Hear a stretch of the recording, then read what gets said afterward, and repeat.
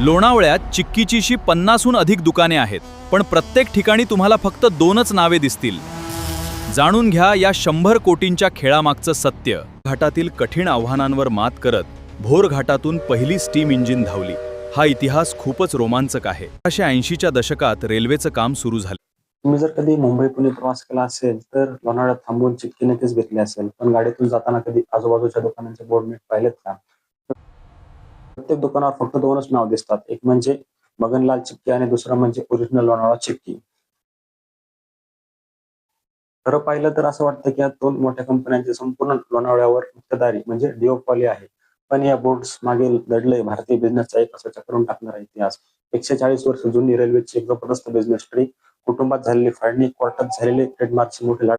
इथे जवळपास प्रत्येक जण एकाच नावाने आपला बिझनेस विकतोय. रेल्वे ट्रॅक बनवत असताना हजारो मजूर ऊन पावसात कठीण परिस्थितीत दिवस रात्र काम करत होते. त्यांना गरज होती अशा अन्नाची जे स्वस्त. वर्ष होतं 1888. ब्रिटिश काळात great Indian peninsula railway Mumbai आणि पुण्याला जोडण्यासाठी सह्याद्रीच्या डोंगर रांगा फोडून रेल्वे ट्रॅक बनवत असताना हजारो मजूर ऊन पावसात कठीण परिस्थितीत दिवसरात्र काम करत होते. त्यांना गरज होती अशा अन्नाची जे स्वस्त असेल, लगेच ऊर्जा देईल आणि कित्येक दिवस खराब होणार नाही.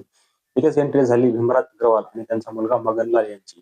त्यांनी गुळाचा पाक आणि भाजलेले शेंगदाणे एकत्र करून गुळदाणी बनवायला सुरुवात केली. ते स्वस्त होतं, लोहाने आणि प्रोटीनने भरपूर होतं आणि घाटातील दमट हवेतही खराब होत. आणि मग आला खरा टर्निंग पॉइंट. रेल्वे लाईन प्रवासासाठी सुरू झाली तेव्हा वाफेची इंजिन लोणावळा स्टेशनवर घाटातून खाली उतरण्यासाठी अतिरिक्त इंजिन लावायला थांबायची. तेव्हा ट्रेन तिथे 15 ते 20 मिनिटं उभी राहायची.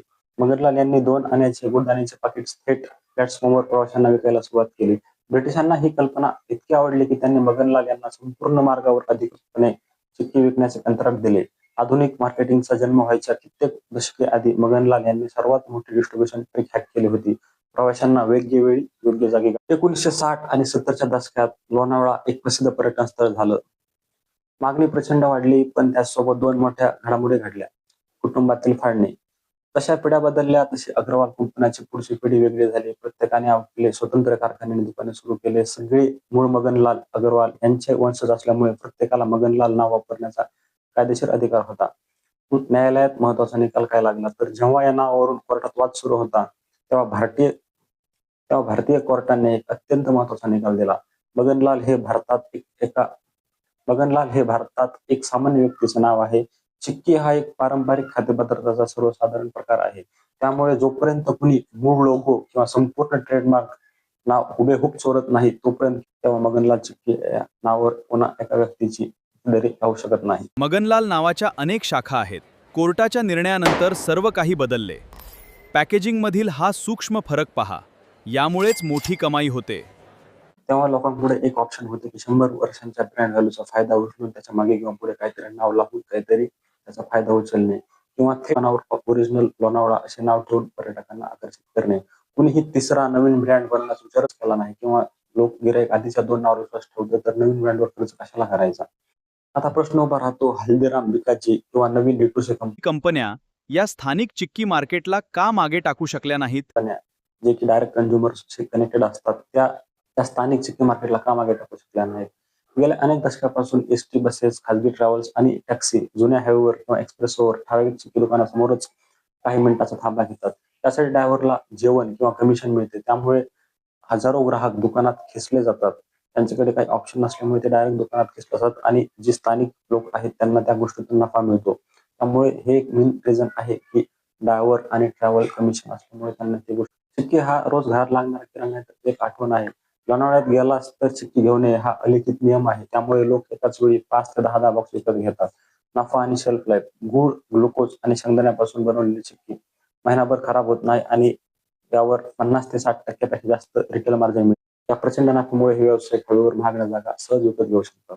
एकाच नावाचे खूप दुकान असल्यामुळे निकृष्ट दर्जाची वस्तू तयार करण्यात येऊ लागल्या. त्यामुळे अशी समस्या निर्माण झाली की ओरिजिनल आणि जे भेसळयुक्त आहे हे. वरील काही विक्रेत्यांनी नफा वाढवण्यासाठी चांगल्या गुळाऐवजी निकृष्ट दर्जाचा कच्चा माल किंवा निकृष्ट शेंगदाणे वापरायला सुरुवात केली. एका निकृष्ट पाकिटामुळे संपूर्ण लोणावळा चिक्की नावावर डाग लागू लागला. त्यावर उपाय म्हणून मूळ आणि मोठ्या उत्पादकांनी स्वतःला बदलले. काय केलं तर व्हॅल्यूम आणि ऑटोमॅटिक पॅकेजिंग. सध्या कागदाच्या पॅकेजिंग ऐवजी नायट्रोजन पॅकिंग आणि बारकोड प्रणाली सुरू केली. Modern store. जुन्या छोट्या दुकानाऐवजी चकाचक आणि आधुनिक मेगा स्टोअर सुरू केले. जुन्या आणि छोट्या दुकानाऐवजी चकाचक आणि आधुनिक मेगा स्टोअर सुरू केले, जिथे लोकांना आधी टेस्ट करायला मिळेल नवीन प्रकार.